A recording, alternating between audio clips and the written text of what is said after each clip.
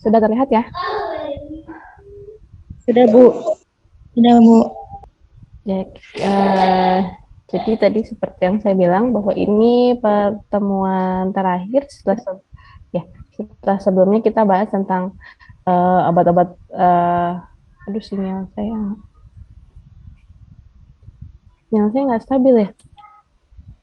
Suaranya putus-putus kah? Enggak, Bu. Oh enggak.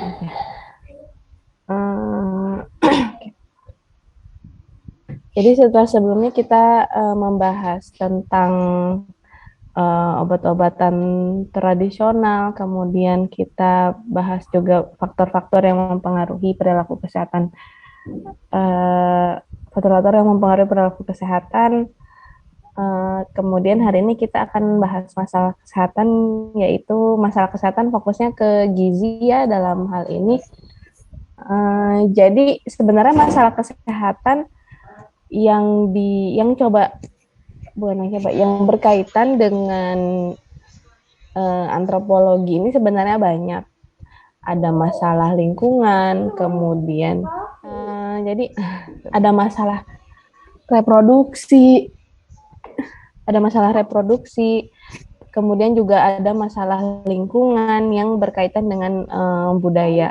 Tapi kenapa akhirnya yang saya angkat hanya gizi ya? Karena gizi sebenarnya yang paling banyak mungkin isu yang berkaitan dengan budaya. Reproduksi nanti ujung-ujungnya sebenarnya berkaitannya juga dengan gizi sih, kayak misalnya ibu hamil nggak boleh makan ini dan lain sebagainya, itu kan uh, kesehatan reproduksi yang akhirnya berhubungan dengan gizi juga gitu ya. Walaupun ada yang lainnya juga lah, masalah pernikahan dan lain sebagainya, tapi itu tidak terlalu banyak pembahasan, dan karena waktu kita juga terbatas ya di 5 kali pertemuan, jadi saya batasi sampai di masalah kesehatan yang berkaitan dengan gizi saja. Gitu. Oke, kita masuk ya. Ini tujuannya hari ini kita akan membahas tentang perbedaan antara ilmu gizi dan antropologi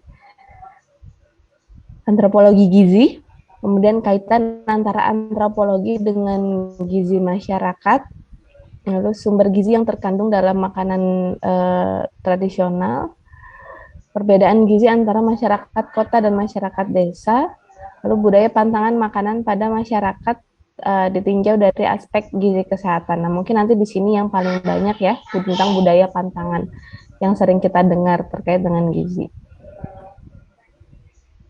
Oke, sebelum kita membahas lebih jauh, kita masuk dulu tentang pengertian ilmu gizi. Mungkin teman-teman udah sering dengar ya, gizi gitu kan, ilmu gizi. Jadi ilmu gizi ternyata kalau dari kata dasarnya ya, itu ilmu yang mempelajari proses yang terjadi pada organisme hidup.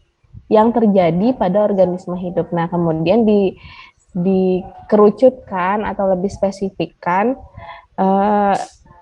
hal yang terjadinya ini fokus ke tentang pengolahan. Jadi pengolahan makanan atau pengolahan yang terjadi di dalam tubuh kita. Gitu ya. Jadi pengolahan zat padat dan cair dari makanan yang diperlukan untuk memelihara kehidupan, pertumbuhan dan berfungsinya organ tubuh dan menghasilkan energi.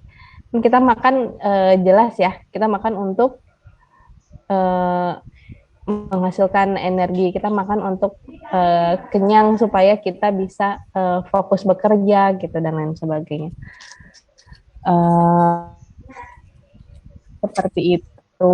Jadi gizi itu memang terbatas di tentang makanan dan minuman. Jadi fokusnya tapi apa yang diolah oleh tubuh kita gitu ya.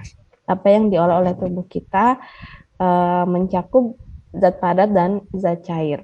Ini ilmu gizi. Nanti kita akan bahas tentang antropologi gizinya. Nah, antropologi gizi sendiri jadi merupakan cabang atau jadi bagian dari ilmu gizi,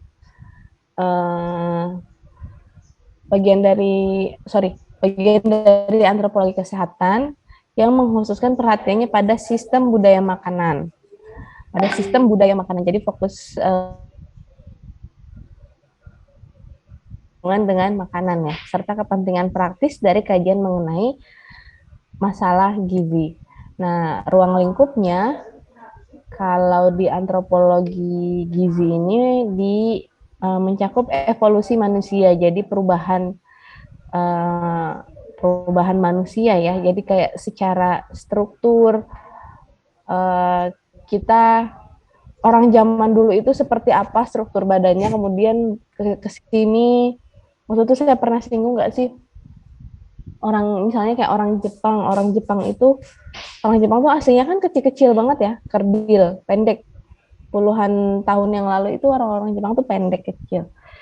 Lalu kemudian mereka berusaha mengubah itu gitu. Jadi dari apa? Dari makanan. Jadi impact makanan yang didapat, yang dimasukkan ke dalam tubuh itu dicoba diubah atau diintervensi. Sampai akhirnya sekarang orang Jepang yang tinggi tuh banyak. Jadi rata-rata tinggi badan orang Jepang itu 50 tahun yang lalu itu mungkin hanya di angka 155 gitu. 155 itu udah tinggi. Kalau sekarang tuh ada yang udah, kalau rata-rata mungkin 165 gitu, 165, 170, bahkan yang sampai 190 juga banyak. Nah, ini dari apa? Itu dari makanan gitu ya. Nah, jadi di antropologi gizi ini kita membahas tentang evolusi manusia, kemudian kita bahas sejarahnya, kebudayaannya, dan adaptasi manusia. Kayak misalnya kalau sekarang kan isu stunting banyak ya. Bu, apakah berarti zaman dulu tuh stunting nggak ada gitu ya? Kok kayak baru sekarang-sekarang ini gitu. Stunting itu udah ada dari zaman dulu gitu. Cuma zaman dulu tuh nggak terlalu dipikirkan gitu kali ya, karena belum melihat sejauh apa dampak dari stunting itu sendiri. Nah, kalau sekarang kan stunting ini ternyata ketemu banyak memberikan dampak negatif ya dalam tumbuh kembang anak. Makanya benar-benar diusahakan untuk diintervensi. Ini gimana caranya nih supaya permasalahan stunting ini selesai. Gitu. Oh, dari budaya makan keluarga. Oh, ternyata dari penyakit ibu saat hamil yang akhirnya membuat anak stunting atau lain sebagainya. Nah, itu dibahas dalam antropologi gizi. Nah, jadi antropologi gizi ini fokus pada keharusan dan pantangan. Nah, jadi nanti kita dalam antropologi gizi itu juga kita belajar tentang halal haram ya. Apa yang boleh dimakan, apa yang tidak boleh dimakan. Kemudian kearifan lokal. Jadi apa sih yang menjadi makanan lokal suatu daerah gitu kan? Mendukung nggak sih tentang terhadap gizinya, kemudian dan lain sebagainya. Kemudian produksi, penyiapan, konsumsi, dan konsekuensi gizi lainnya.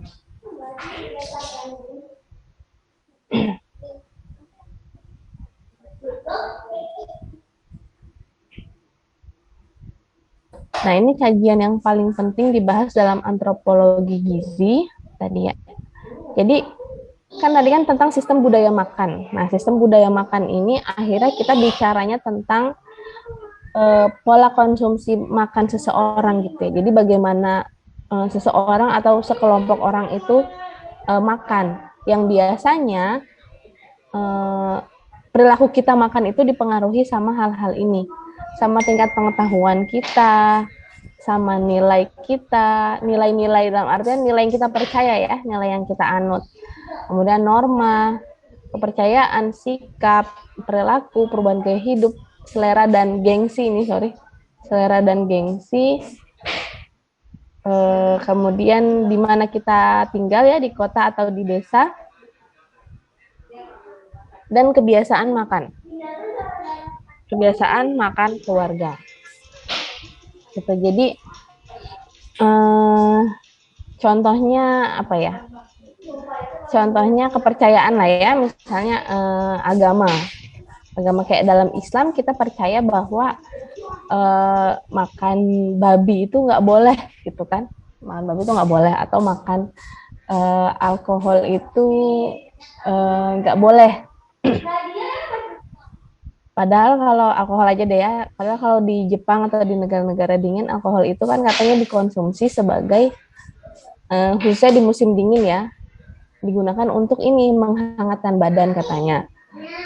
Saya nggak tahu sih, karena saya nggak pernah minum, cuma katanya uh, itu gitu ya. Jadi itu sangat berpengaruh, makanya uh, di saat kita lagi ngerasa kedinginan nih, ke orang-orang muslimnya gitu mungkin ngerasa kedinginan, orang-orang Jepang yang minum-minum itu enggak katanya. Oh iya, soalnya di sini soalnya kalau kita minum jadi hangat badannya. Begitu ya. Dan lain sebagai itu kan mempengaruhi pola konsumsi ya. Akhirnya tapi juga kita melihat nanti akhirnya berpengaruh ke status kesehatan. Kalau di negara-negara maju atau sorry ya, negara-negara non muslim misalnya yang banyak mengkonsumsi alkohol, itu penyakit kanker perut, kanker hati itu banyak sekali gitu ya. Nggak kayak di Indonesia. Kalau di Indonesia mungkin kankernya yang banyak nih kanker ini ya, lebih ke kanker paru, kanker payudara. Kanker paru ini pun ya karena perilaku merokok atau lingkungan yang kotor dan lain sebagainya ya. Tapi kalau kanker hati, kanker perut itu kan lebih ke apa yang dikonsumsi. Dan di Jepang itu atau di negara-negara maju lain kayak di US itu kanker hati itu sangat tinggi. Itu tadi juga mungkin karena dipengaruhi sama pola makan atau pola minum alkohol itu tadi. Yang awalnya dipengaruhi sama kepercayaan. Gitu ya, kompleks ya, menarik tapi jadi bagaimana akhirnya apa yang kita percaya itu berpengaruh ke perilaku kita, dari perilaku akhirnya berpengaruh ke status kesehatan kita gitu. Sampai sini ada yang mau berpendapat nggak? Gengsi ya, ini gengsi ya katanya. Kalau misalnya gengsi ini apa sih, kayak gimana sih ya? Kan kalau kata teman saya dulu ya, sebenarnya hidup itu murah gitu, tapi yang mahal itu gengsinya. Kadang iya juga ya. Karena kalau misalnya kita nurutin mau makan di warteg gitu paling berapa, 10.000 udah bisa makan, udah bisa kenyang gitu. Tapi ketika kita nurutin gengsi, ya kita harus makan di tempat A yang habisnya mungkin kalau di warteg 10.000 menunya tempe sama tempe telur dadar, tapi kalau itu disajikannya di mall gitu atau lain sebagainya jadinya 100.000 gitu misalnya, itu kan gengsi yang bicara gitu. Jadi bagaimana ternyata gengsi ataupun gaya hidup ya itu berpengaruh juga dan menjadi kajian penting dalam antropologi, karena itu berpengaruh banget lah dalam uh, pola makan kita gitu ya, kota atau desa. Nah, ini orang-orang di desa mungkin mana tahu ya makanan apa ya, zembu atau makanan apa ya kalau di sini, uh, ya kayak mungkin pizza atau apa, junk food atau fast food itu mereka orang-orang di desa nggak tahu ya, mereka kalau mau makan ya udah masak dulu atau bahkan mungkin metik dulu di depan rumahnya gitu ya, masak terus jadi makanan-makanan yang bukan makanan siap saji gitu. Tapi kalau kita kan terbiasa banget sama makan makanan siap saji atau frozen food aja juga banyak banget ya. Dulu misalnya kita mau makan apa ya, kalau saya topoki misalnya, topoki sekarang yang frozen udah banyak banget kan. Kalau dulu mungkin makan topoki tuh harus pergi ke restoran Korea atau apa. Nah, kalau sekarang yang frozen food udah ada, kita udah bisa bikin di rumah dan lain sebagainya. Itu ya ketimpangan ya atau gap antara orang-orang yang tinggal di kota dan di desa. Lalu yang terakhir ini tentang kebiasaan makan keluarga. Kebiasaan makan keluarga ini juga berpengaruh. Jadi kalau saya di rumah misalnya kebiasaan makannya beda nih sama di rumah, sama kebiasaan Zahra di rumah. Kalau saya dari kecil itu kalau makan nggak pernah diatur waktunya, nggak pernah diatur misalnya makan pagi jam sekian, makan siang jam sekian, itu nggak pernah. Jadi makannya itu kalau lapar ya makan gitu. Nah, tapi kan beda ya sama ketika saya masuk ke misalnya ketika saya menikah terus ke rumah mertua misalnya. Nah itu nggak bisa tuh makan di luar jam-jam makanan sudah ditentukan gitu, karena nggak apa ya, nggak biasa aja gitu. Nah itu berpengaruh juga kan kebiasaan makan di keluarga.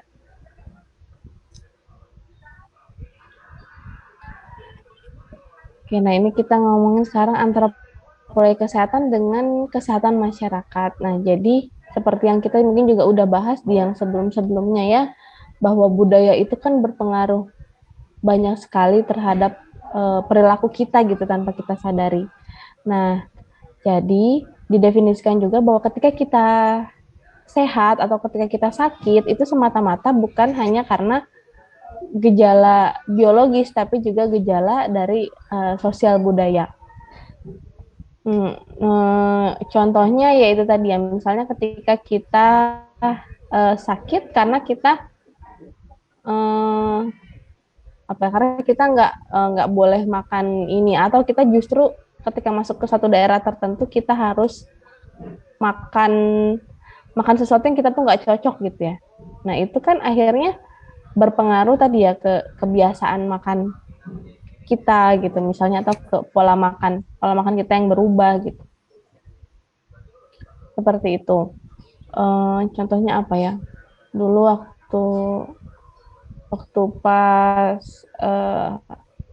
hamil ya, misalnya saya itu disuruh makan bawang putih bulat gitu ya, mentah. Itu harus dimakan karena katanya mau pergi ke suatu daerah yang di daerah itu banyak tahayul gitu lah. Jadi itu saya dipaksa makan bawang, aduh ya ampun nggak kebayang ya panasnya kayak apa gitu perutnya. Terus akhirnya jadi sakit saat itu kan. Sakitnya itu tadi itu kan pengaruh dari kepercayaan di sekitar, akhirnya yang berpengaruh ke intake kita gitu. Saya masih ingat banget sampai sekarang gitu. Nah jadi berpengaruh ya kepercayaan atau pantangan atau tahayul gitu yang akhirnya berpengaruh ke kebiasaan makan kita. Seperti itu. Lalu, nah kita di sini masuk ke tentang makanan dalam konteks budaya. Jadi mungkin kalau Tari gitu ya, Tari itu tahu kalau makan itu ya udah cuma buat cuma buat menghilangkan rasa lapar aja gitu ya. Nah tapi ternyata tanpa kita sadari lagi, makanan itu memiliki konteks budaya yang masing-masing. Gitu. Jadi contohnya apa tuh Bu? Nih yang pertama ya, misalnya kita bahas satu-satu. Kebudayaan menentukan makanan. Kebudayaan menentukan makanan. Nah jadi kayak kita makan apa ya nanti pas acara, misalnya apa ya, Zahra ulang tahun. Ya kalau Zahra ulang tahun berarti makannya apa nih? Kan nggak mungkin makannya apa ya? Zahra kalau ulang tahun traktirnya apa Zahra? Nggak traktir ya? Apa aja, Bu? Atau kalau misalnya Zahra lagi berkunjung ke rumah saudara gitu ya, acaranya misalnya acara syukuran lahiran bayi misalnya. Nah itu kan makanan yang biasanya ada apa sih kalau syukuran kelahiran bayi, akikah? Biasanya apa? Ada ini apa namanya tuh? Daging kambing ya. Daging kambing ya. Ya, kalau akikah kan kambing. Ya kan ya?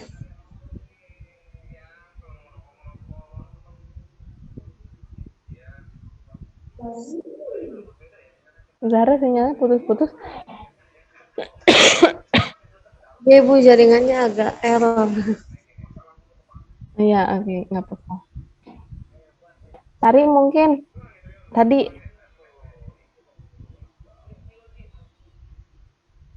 kan kalau misalnya kunjungan ke tempat orang syukuran bayi atau akikah bayi, makanannya tuh yang identik ada adalah daging kambing ya, daging kambing. Karena kan ya itu tadi, kalau kita mau akikah baik kan kita mau oh sinyal saya malah yang nggak stabil ya. Iya Bu, putus-putus suara. Karena di budaya kita,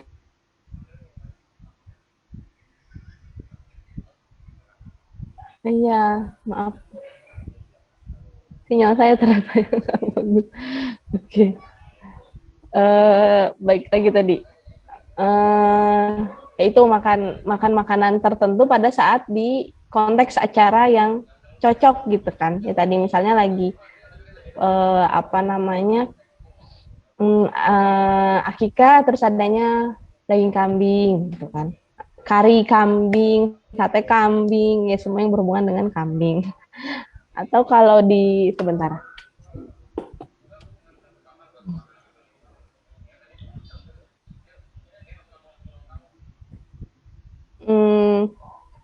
Atau apa ya, kalau di Indonesia lagi nih, di Indonesia konteks budaya kalau kita buka puasa itu identiknya adanya apa?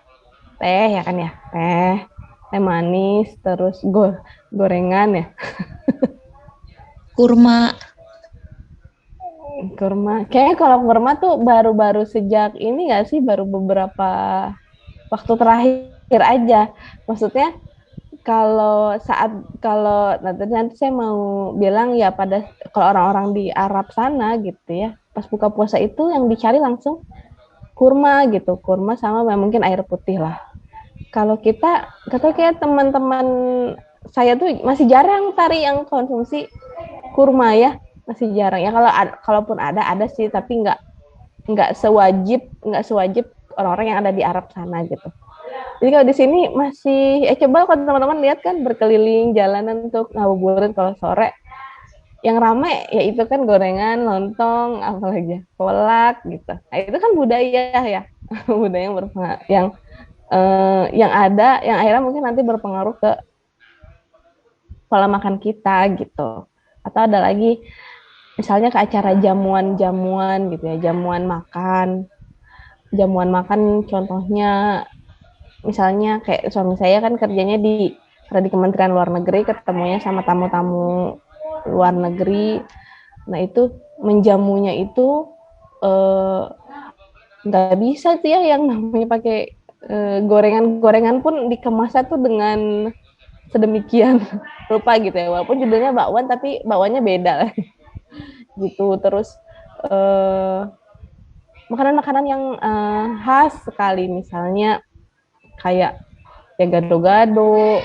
Jadi yang benar-benar khas dari Indonesia kayak gitu dan lain sebagainya. Dan yang sifatnya high class ataupun dikemas dengan jauh lebih layak lah ya. Ya makanya gado-gado, tapi bukan gado-gado yang di pinggir jalan, bukan kayak gitu. Kan tentunya itu berpengaruh ya terhadap budaya ataupun konteks makanan. Lalu nafsu makan dan lapar, termasuk etika makan. Ini yang contohnya tadi saya bilang, kita makan biasanya kan kita makan ketika kita lapar gitu. Tapi kan ada juga tadi di budaya-budaya tertentu itu yang makan itu bukan berdasarkan dia lapar atau enggak, tapi waktu gitu, pakai waktu. Jam sekian makan gitu. Kalau enggak ya nggak ada makanan gitu ibaratnya. Kayak gitu.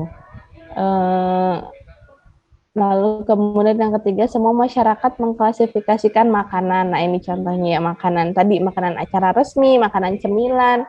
Nah tapi ternyata kalau sekarang juga makanan cemilan kadang didefinisikannya beda gitu ya. Kayak bakso. Nah, buat sebagian orang bakso cemilan, tapi buat sebagian lagi bakso itu bisa jadi makanan berat gitu kan. Tapi ini udah biasa banget sekarang kita dengar masyarakat itu mengklasifikasikan makanan. Makan apa yuk gitu. Makan yang manis-manis deh gitu. Atau makan yang ringan aja deh, cemilan aja gitu. Kadang kita sudah tahu. Itu ya. Jadi sekarang tanpa kita sadari ternyata, dan itu adalah bagian dari budaya sebenarnya, konteks budaya yang terbentuk. Orang-orang zaman dulu mana tahu ya. Mana tahu misalnya mana tahu klasifikasi makanan seperti itu gitu ya. Yang mereka tahu ya udah ada makanan ini ya udah dimakan. Nah, beda banget dengan kondisi sekarang.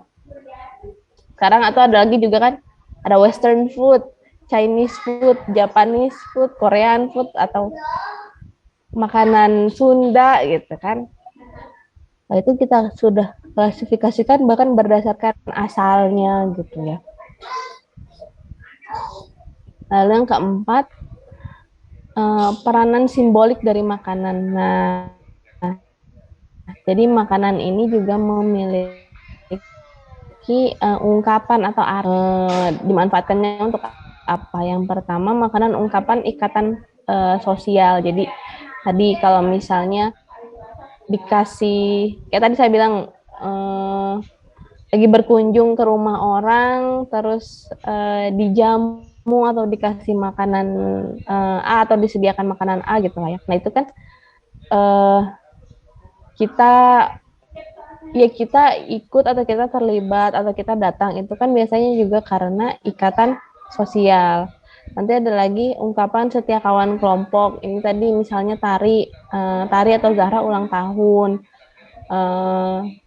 Kita makan bareng-bareng lah yuk gitu kan.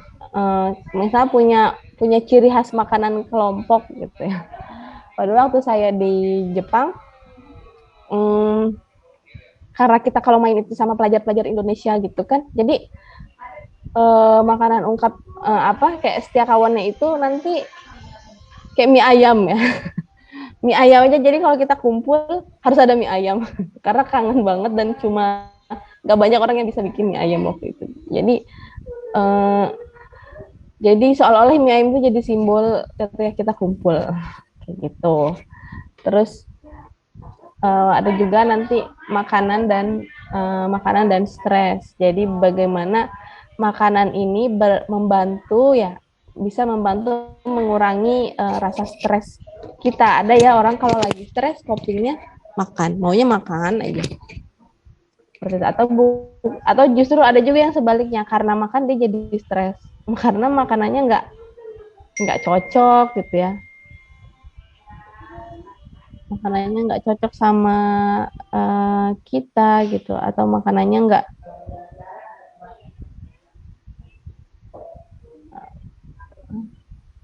bentar.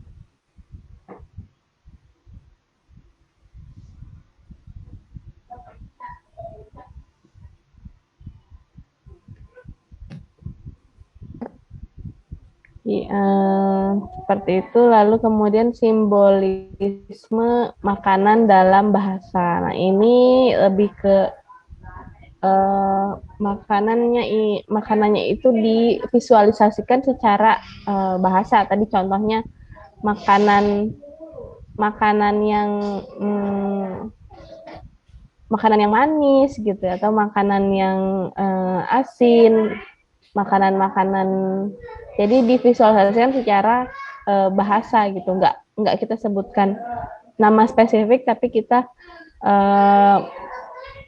misalnya makanan Jawa nih gitu ya. Oh, makanan Jawa tuh identiknya sama itu kan ya manis. Makanan Padang tuh identiknya sama pedas, bersantan. Nah, kayak gitu itu kita bahasakan kan. Itu walau sebenarnya kita lagi ngomongin makanan. Itu simbolisme makanan menggunakan bahasa. Nah, selanjutnya kita masuk ke makanan tradisional. Kalau kita diskusi sedikit ya, makanan tradisional kan minggu sebelumnya kita bahas tentang obat tradisional. Kalau makanan tradisional itu identiknya sama apa sih? Daerah ya Bu ya? Daerah. Oke, terus apa lagi? Bahan-bahan yang digunakan. Positif negatifnya gitu mungkin. Bahan-bahan yang digunakannya gimana, alami gitu? Iya, bumbu-bumbunya gitu. Bumbunya oke. Terus apa lagi sih? Lama apa? Ada lagi? Positif negatifnya mungkin tentang kalau makanan tradisional tuh positifnya apa gitu, identiknya. Negatifnya apa gitu? Negatifnya. Jadi kalau positif mungkin karena bahannya alami jadi lebih sehat gitu kali ya. Iya enggak? Iya. Image-nya kan gitu ya. Apa sih nih makannya fast food mulu, makan tradisional dong gitu ya. Padahal belum tentu ya, kalau makanan tradisionalnya diolahnya nggak bersih, nggak jadi sehat ya. Cari pembelaan aja. Oke, kita bahas ya. Nah, ini biasanya nih apa hal-hal negatif biasanya yang muncul dari makanan tradisional. Yang tadi saya bilang nih ya, komposisi bahan dan kandungan gizi tidak terstandar atau waktu pengolahannya lama. Nah, ini tadi cara pengolahan tidak bersih atau tidak higienis. Tadi walaupun kita bilang bahannya tuh alami gitu, ya tapi alami tapi kalau ternyata tidak diolah dengan benar ya kan jadinya malah nggak sehat gitu. Nah, terus juga nih kalau makanan tradisional itu penyajian dan pengemasan kurang menarik. Makanya kalau sekarang teman-teman lihat banyak jus-jus yang masuk ke mall-mall dengan kemasan sedemikian cantik. Nah, ini kan juga bagian dari transisi atau bagian dari menyesuaikan makanan tradisional dengan kondisi kekinian gitu ya. Soalnya kan kalau kita lihat minuman-minuman yang manis-manis itu kan kayak ya merek-merek itulah ya. Itu kan dia kemasannya eye catching, dilihatnya bagus, instagramable, apalah di foto bagus, rasanya juga enak, terus gampang dibawa-bawa gitu. Nah itu kalau kita dulu kalau kita pengen minum jus harus blender, harus beli buah dulu, harus blender, nanti ditaruh di gelas atau di botol atau lain sebagainya lah. Jadi pengemasannya kurang menarik atau kurang simple lah. Tapi kan sekarang udah banyak juga tuh ya jus-jus yang masuk ke mall-mall atau mungkin makanan kayak makanan sehat. Ada namanya salad stop. Saya pernah lihatnya salad stop itu di dalam mall. Harga saladnya mahal banget. Tapi emang enak banget. Jadi dia tuh makanan tradisional yang coba dikombinasikan dengan ini ya, dengan apa namanya dengan lebih modern gitu kan. Nah, terus lokasi ya umur simpan pendek kayak biasa ini juga identik ya dengan makanan tradisional. Umur simpannya pendek jadi nggak kuat lama-lama gitu karena memang nggak pakai pengawet biasanya. Narasi budaya ini awalnya kayak gitu ya, kayak saya nggak suka gado-gado entah kenapa gitu.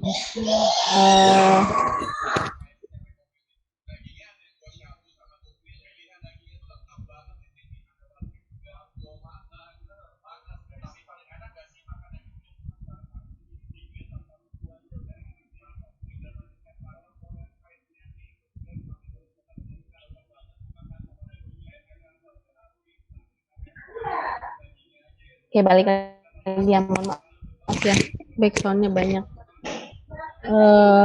Lalu kalau untuk di segi positifnya, bisa ya. Nah, positifnya biasanya harganya murah atau lebih terjangkau. Pengerjaannya bersifat padat karya. Pengerjaannya bersifat padat sehingga banyak menyerap tenaga kerja biasanya. Karena kalau yang makanan fast food ini kan dia pasti lebih banyak menggunakan mesin ya, Nah, sedangkan kalau tradisional ini dia lebih banyak menggunakan tenaga manusia. Pembuatannya dapat dilakukan bersama-sama dengan kegiatan keluarga. Jadi satu dengan dapur rumah tangga. Kayak mudah-mudahan pernah dengar kayak istilah homemade gitu ya, homemade. Homemade nah ini ya itu tadi karena dia memang dibuatnya ya di rumah aja, nggak harus tempat khusus dengan mesin-mesin besar, enggak gitu. Biasanya makanan tradisional ya kalau pernah kunjungan tuh kayak pembuatan gado-gado, dodol misalnya dodol. Itu kan banyak ya kalau di daerah Garut sana itu kan di rumah-rumah pengerjaannya gitu. Jadi istilah homemade itu seperti itu.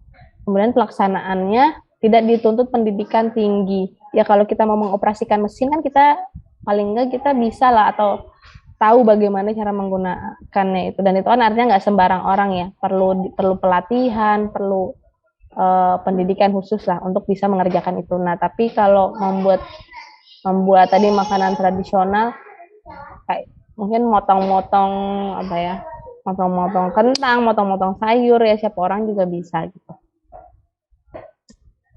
Seperti itu. Iya. Lalu kita masuk ke perbedaan gizi masyarakat kota dan masyarakat desa. Tadi kan di slide awal-awal ada ya, salah satu yang mempengaruhi pola makan adalah di mana kita tinggal, yaitu kota atau desa gitu. Nah, status gizi dan pola makan sangat dipengaruhi oleh lingkungan tinggal. Jadi budaya dan kebiasaan yang berbeda antara masyarakat kota dan desa. Apa biasanya yang membedakan? Ada mau kasih ini lagi? Bedanya apa sih? Ke masyarakat kota makannya apa, desa makannya apa? Sama makan nasi tapi ya? Iya. Apa kira-kira Zahra yang berbeda? Kalau makanan kota itu lebih ke gimana apanya Bu ini? Makanannya apa cara makannya? Iya makan boleh, makannya boleh, cara makannya juga boleh. Kan pola makan macam-macam. Menurut Zahra aja bedanya. Kalau sekarang sih ya, lebih ke barat-baratan makanannya tuh. Kalau di kota Ya. kalau Lebih di ke desa junk food gitu. junk food. Oke. Iya ya, kalau di desa? Kalau di desa lebih ke ya biasa aja Bu makanannya. Lebih makan banyak ini apa ya? Yang ya deh yang tradisional. Tradisional. Ya, walaupun betul ya. Jadi walaupun sebenarnya sama mungkinnya makanan pokoknya kota dan desa itu masih sama-sama nasi atau sama-sama karbo gitu. Kayak misalnya makan nasi dicampur mie gitu, itu masih ada juga ya di kota ataupun di desa. Nah, tapi poin baiknya adalah kalau masyarakat kota tadi, yang poin pertama yang berpengaruh ke pola makan kan adalah pengetahuan. Mungkin kalau di kota lebih banyak orang yang lebih terpapar sama info-info makanan sehat gitu kali ya. Jadi atau porsi piring yang seharusnya itu gimana sih gitu. Nggak hanya karbohidrat tapi juga ada sayur, misalnya ada protein hewani, protein nabati, kemudian apalagi prohe, prona, sama vitamin mineral gitu misalnya. Jadi isi piringnya udah mulai seimbang. Kalau orang-orang yang di desa mungkin masih lebih ya kalau karbo semua ya karbo gitu. Karena tadi salah satu faktor pengetahuan itu ya. Tapi bisa jadi juga di desa justru karena mereka mengolah sendiri ya, jadi bisa jadi lebih banyak gitu jenis makanannya. Kalau teman-teman lihat, kalau suka nonton drakor ya, drama Korea itu kan, orang Korea itu budayanya adalah mereka punya banyak side dish ya. Side dish tuh kayak makanan sampingan gitu. Jadi kayak ada kimchi, nanti ada lobak apa itu, terus kemudian ada lagi kayak makaroni mayo, terus ada lagi terong yang sudah dibumbuin. Nah, itu side dish yang mereka tuh punya stok banyak gitu. Jadi ketika kita mau makan nasi, kita punya lauk utama, misalnya kita goreng ayam, kita goreng ikan. Nah, terus nanti ada lauk sampingannya itu side dish-nya itu yang banyak itu tadi. Ada kimchi, ada ini lain sebagainya. Itu budaya ya. Jadi kita berusaha menyeimbangkan itu tadi. Jadi pas makan nasi ada proteinnya, ada ini, ada ini, ada ininya gitu. Tapi di beberapa negara lain juga kayak di Jepang atau di negara-negara Arab, negara-negara Arab itu tuh jarang banget mereka makannya bervariasi. Mereka tuh biasanya paling bikin satu lauk tapi banyak. atau 2 lauk tapi banyak. Kayak mungkin pernah lihat ada namanya kayak nasi mandi atau nasi biryani. Mereka tuh makan ayamnya tuh satu orang tuh bisa sampai setengah ekor ya, dengan porsi nasi yang sangat besar. Tapi nggak ada sayurnya. Sayurnya tuh paling apa ya? Kayak wortel gitu aja, wortel mentah dipotong-potong kayak jadi lalapan kayak gitu. Dan mereka oke aja gitu makan dengan satu lauk gitu. Kalau kita kan mungkin orang Indonesia agak gimana ya, cuma makan satu lauk itu nggak biasa. Atau ya orang-orang Asia lah gitu. Dan kayak teman saya juga yang orang Korea, dia cerita ya harus kayak gitu. Kita side dish-nya itu banyak, side dish bisa sampai 5 macem, 4 macem gitu. Itu minimal katanya. Dan itu ya budaya gitu yang berpengaruh ke pola makan ya. Nah katanya dia, kalau teman saya itu bilang orang-orang di desa tuh lebih banyak lagi side dish-nya gitu, karena ya mereka bikin sendiri gitu. Mereka bikin sendiri dan dikonsumsi sendiri. Kalau di Indonesia ya tadi orang-orang masyarakat kotanya udah mulai aware kalau makan itu nggak cuma karbohidrat gitu. Kayak gitu tadi, mulai menyeimbangkan isi piringnya gitu ya. Jadi nanti teman-teman juga di sini kalau makan coba mulai diseimbangkan. Jangan makan Indomie pakai nasi ya, karbo. Tapi coba diubah. Nah, kalau ini kita ngomongin karakteristik ya. Karakteristik masyarakat perkotaan. Nah, mungkin karena karakteristiknya itu berpengaruh, karakteristiknya ini mempengaruhi bagaimana pola hidup kita gitu kan, bagaimana kita tinggal gitu, atau bagaimana kita bersosialisasi sama orang sekitar gitu. Nah, itu juga berpengaruh ke pola makan kita akhirnya nanti. Kan kalau di kota itu kehidupan keagamaan udah mulai berkurang ya dibandingkan yang di desa. Orang kota cenderungnya lebih individualis. Ya makanya di kota banyak banget apartemen. Orang kalau udah di apartemen itu individualis biasanya ya. Atau ya udah masing-masing gitu kan. Terus ya tadi karena udah punya kerjaan masing-masing, udah punya bagian yang masing-masing gitu. Kalau di desa kan masih kekeluargaan ya. Misalnya, ayo siapa yang punya ini, entah kita kerjain bareng. Siapa yang bisa ngerjain ini gitu. Itu dibagi-bagi berdasarkan ya kekeluargaan gitu. Kalau di desa kan teman-teman mungkin sering lihat gitu. Lalu kemungkinan untuk mendapat pekerjaan juga lebih banyak diperoleh warga kota daripada warga desa. Makanya ya kesibukan atau jenis-jenis pekerjaannya kalau di kota kan lebih beragam ya. Kalau di desa paling apa sih? Bertani, atau kemudian mungkin ada yang nelayan gitu ya, atau ada juga ya kerjaan-kerjaan kantornya itu nggak banyak, nggak kayak di kota gitu. Terus interaksi yang terjadi lebih banyak terjadi berdasarkan faktor kepentingan daripada faktor pribadi ya. Iya nggak sih, kalau orang kota kayaknya udah jarang banget basa-basi. Kalau ada orang sedikit basa-basi aja, apa sih ini orang SKSD banget. Iya nggak? Kalau saya gitu jujur ya. Mungkin karena waktu pas di Jepang apalagi itu individualis banget teman-teman ya. Kayak orang-orang kita tuh udah punya pola. Jadi setiap hari pola kita tuh sama gitu.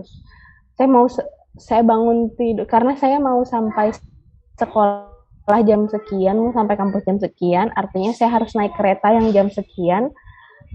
Saya harus bangun jam sekian supaya bisa naik kereta yang jam itu, terus seperti itu. Jadi setiap hari pola hidup saya kayak gitu, udah teratur banget gitu ya. Jadinya jarang banget kita menemukan hal-hal yang tidak terduga gitu. Kalau di Indonesia kan baru keluar rumah udah macet, baru keluar ini udah ada kecelakaan lah, ada apa lah kayak gitu. Jadi udah banyak banget hal-hal tidak terduganya yang membuat hidup kita udah lebih dinamis gitu kan. Jadi kalau jadi waktu pas saya balik ke sini, jujur saya agak kaget juga lagi ya. Walaupun saya di sana hanya 2,5 tahun, tapi sedikit banyak mengubah perilaku saya itu tadi, karena kebayang ya 2 tahun saya hidup dengan lingkungan seperti itu, ya otomatis saya pasti beradaptasi. Jadi kalau ada orang yang nyapa tuh agak apa ya orang seperti itu gitu. Sedangkan kalau di desa kan orangnya masih ramah ya, ketemu tuh menyapa, kenal atau enggak, kenal dalam artian secara dekat atau enggak, tetap disapa gitu. Saya kalau mudik juga kayak gitu, masih berasa. Oh, terus pembagian waktu yang lebih teliti dan sangat penting. Lalu perubahan sosial tampak dengan nyata di kota-kota sebab kota biasanya terbuka dalam menerima pengaruh dari luar ya.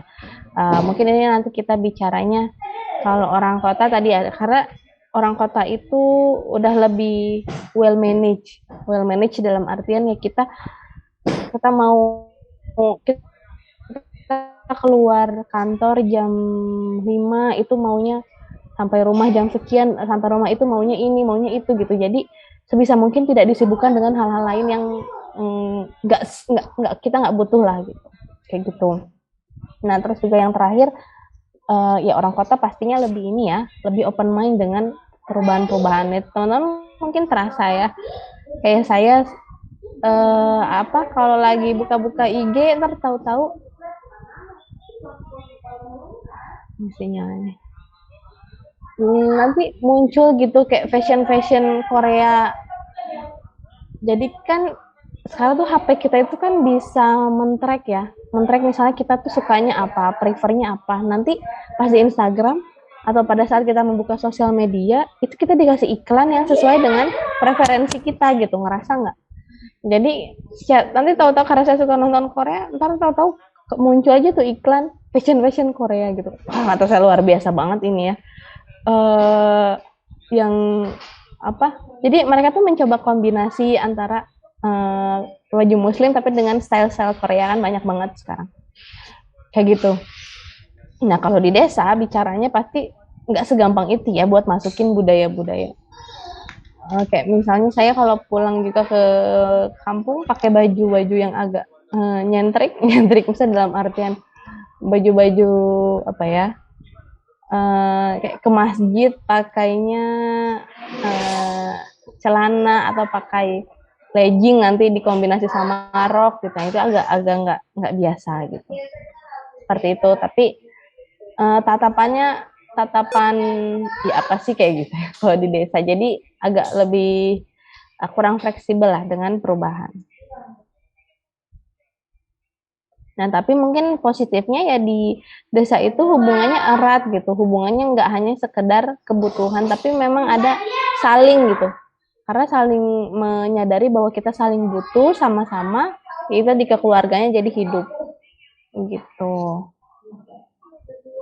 Dia itu sebagian besar warganya hidup dari pertanian ya, karena sifatnya homogen. Biasanya kalau di kota kan kita lebih beragam orang-orangnya dengan latar belakang yang berbeda-beda gitu kan, ngerasa mungkinnya kanan kiri bisa jadi dari asal yang berbeda gitu. Kalau di desa mungkin ya orang-orang asli sana gitu, homogen sekali gitu.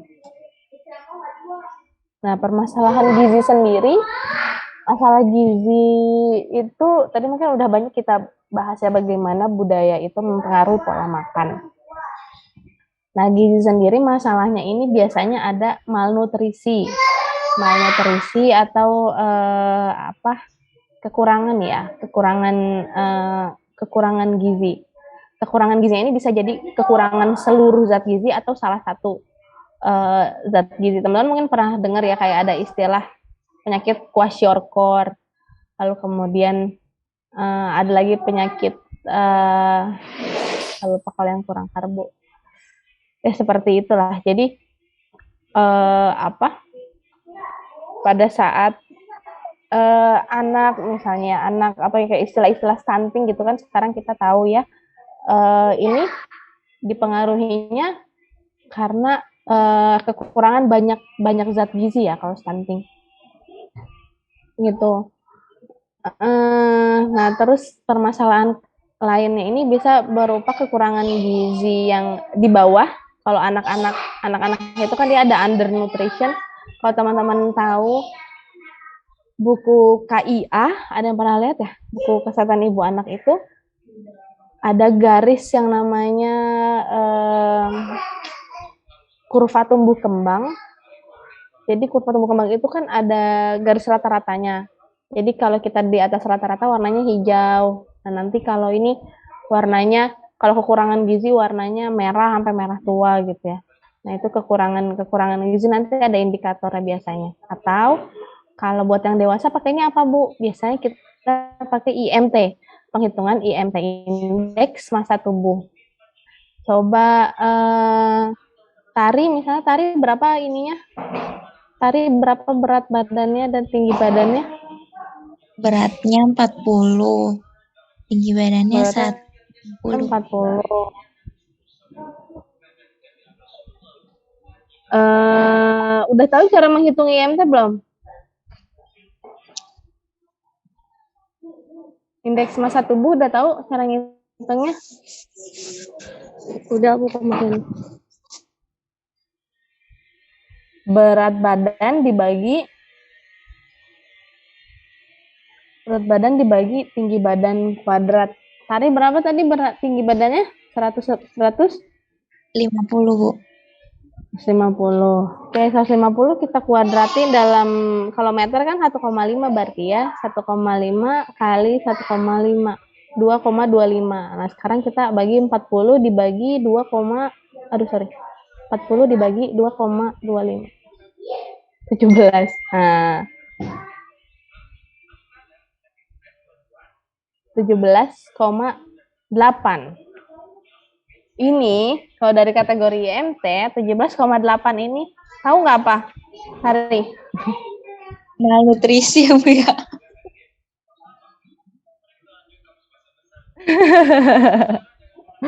Under nutrition. Jadi gizi kurang.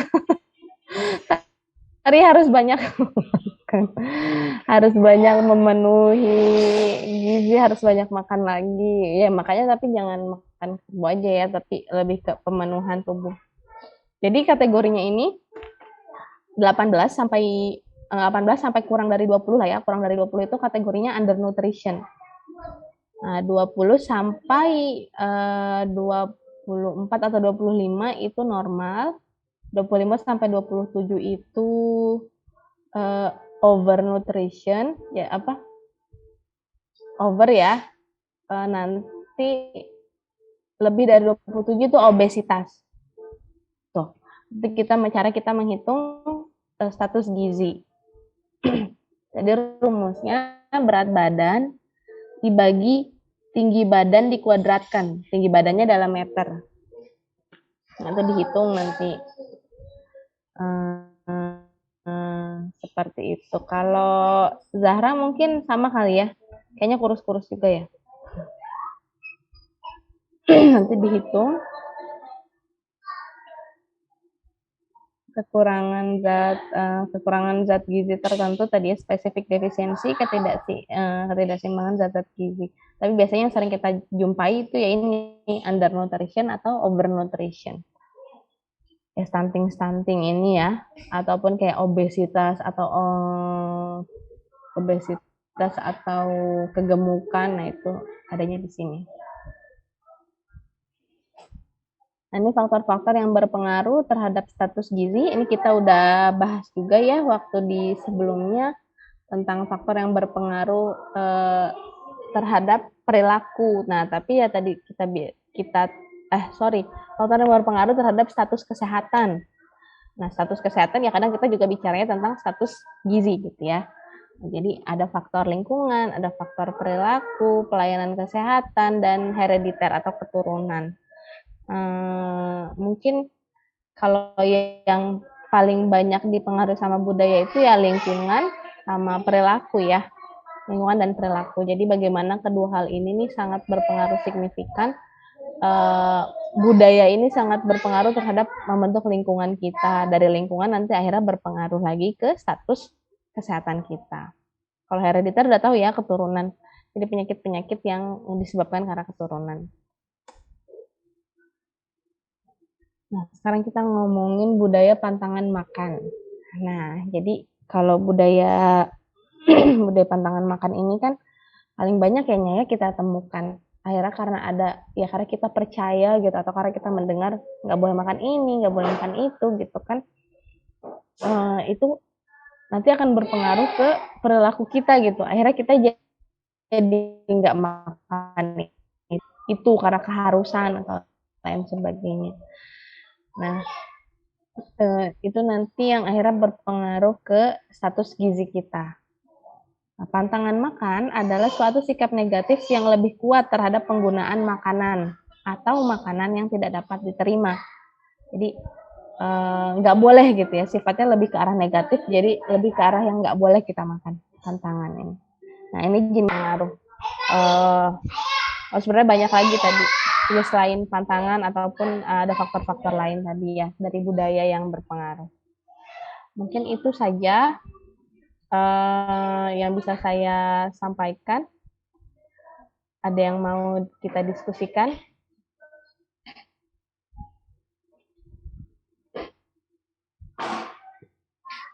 Ada yang mau bertanya tentang masalah gizi yang dipengaruhi oleh budaya?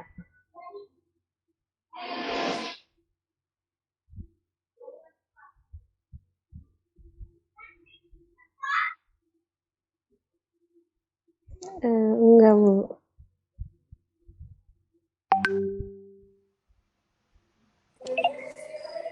Kayaknya ini saya error komputer, jadi keluar tiba-tiba.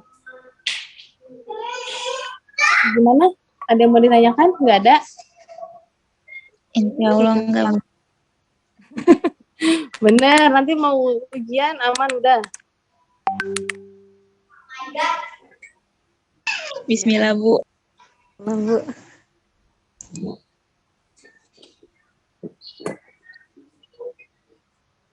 Ini gimana nih? Nggak ada yang, kalau nggak ada yang nanya, saya aja yang nanya berarti ya. Coba sebutkan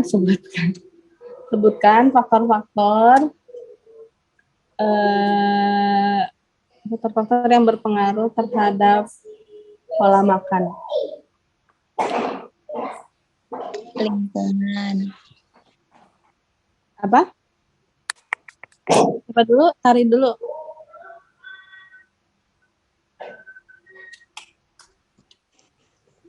Pola makannya. Pola makan. Iya, faktor berpengaruh terhadap pola makan.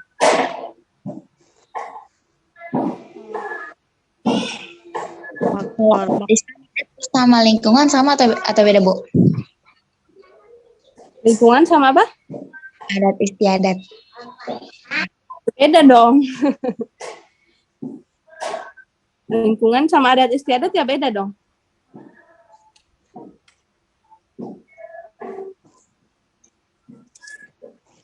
Apa saja faktornya?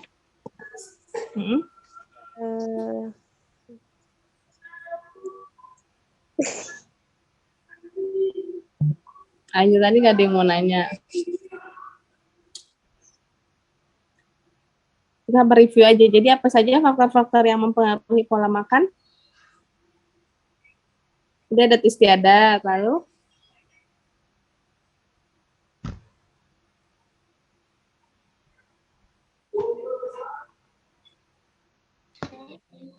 Lingkungan.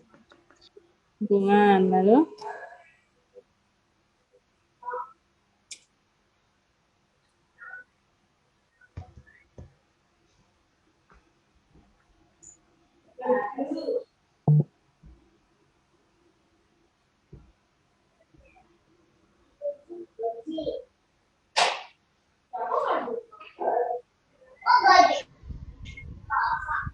cuma 2 nih. Jadi banyak.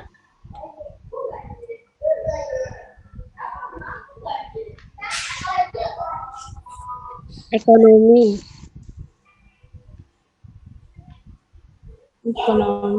Oke, lalu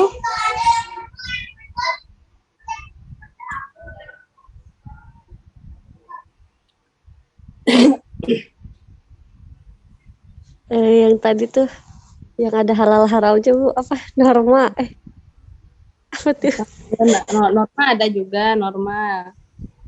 Iya, norma. Apa? Kepercayaan.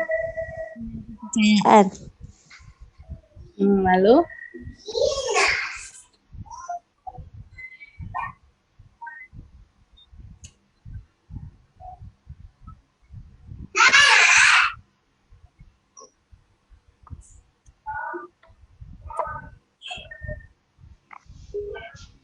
kebiasaan makan keluarga ya, tadi prioritas makan.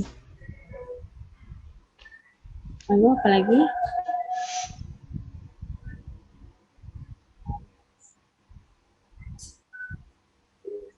Pengetahuan. Pengetahuan, oke.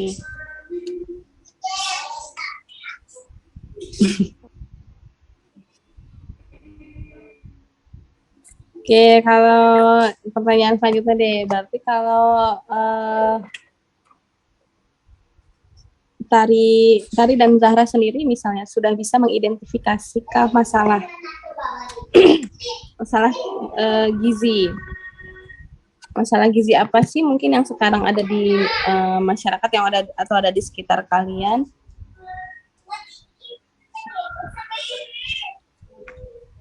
Di sekitar, Bu.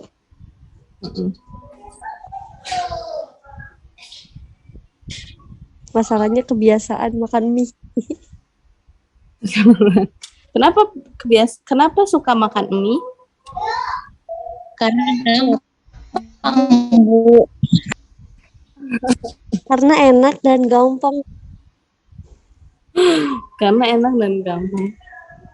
Sebenarnya nggak apa-apa sih ya. Maksudnya mie itu kan yang nggak bolehnya itu gini, karena mie itu kandungan gizinya tidak cukup untuk kebutuhan harian. Jadi kalau makan mie terus-terusan ya nanti jadinya bisa ada resiko kurang gizi ya. Mungkin Tari tadi ya undernutrition karena sering makan mie. Iya, bener deh Bu. PR-nya Tari harus lebih banyak makan. Zahra juga kayaknya sih undernutrition kayaknya ya. Kalau saya lihat Zahra normal. Zahra berapa IMT-nya?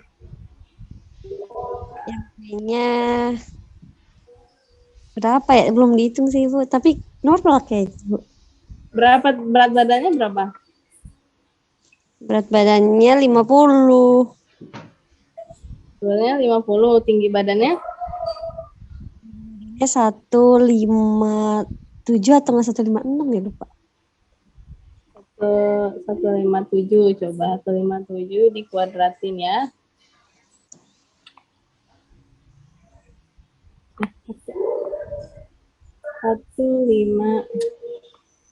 Kita susah nih kenapa? Saya nggak tahu zoomnya, tahu-tahu error.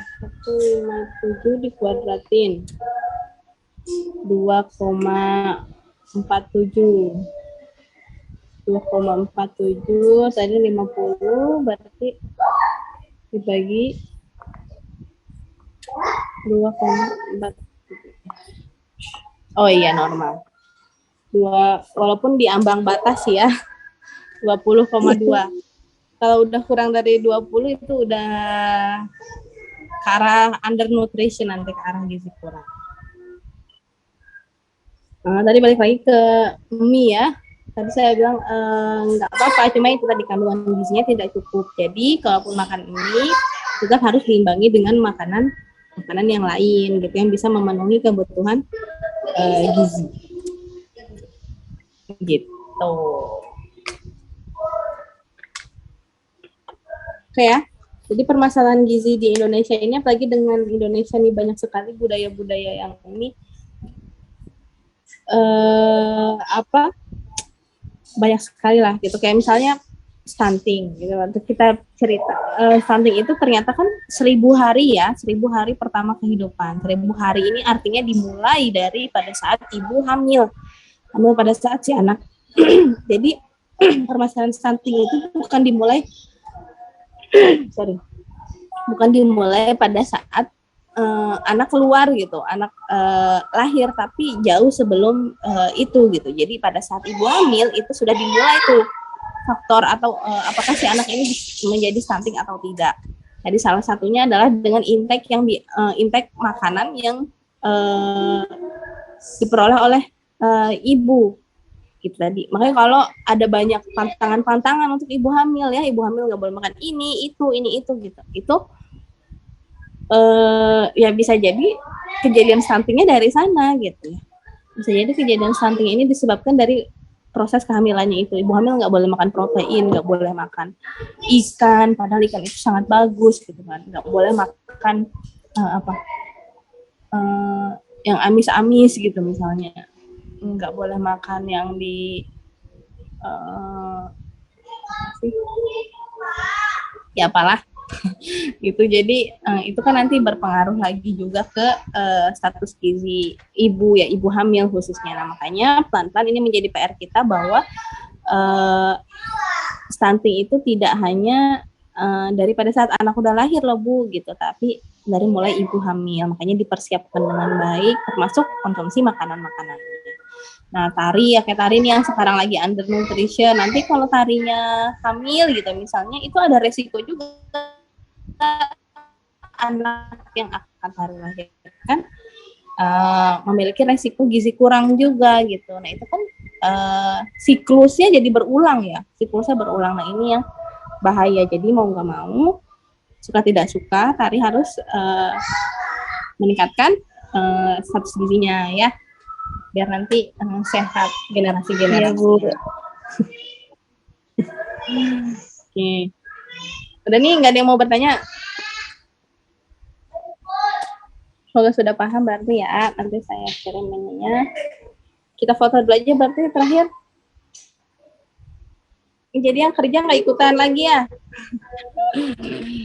Sudah.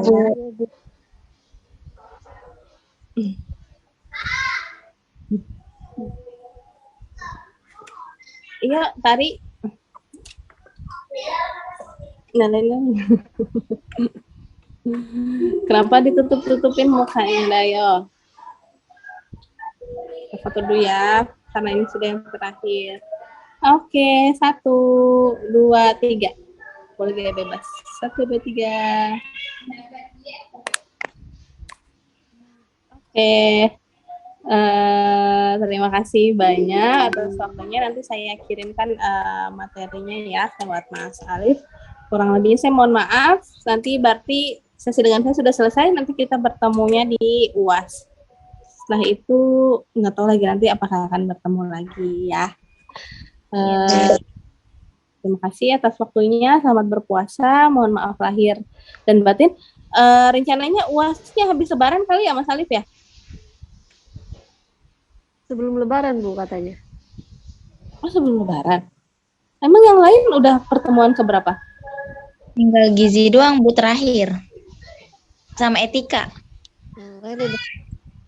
Oh, berarti minggu Kalau enggak, tanggal 18 tanggal kali 18. ya? Oh iya ya, oke. Iya. Oh iya ya. Cepet juga berarti ya. Oke, kalau begitu. Nanti saya kirimkan soalnya, dipersiapkan kembali. Saya akhiri. Wassalamualaikum warahmatullahi wabarakatuh. Waalaikumsalam warahmatullahi wabarakatuh. Makasih, Bu.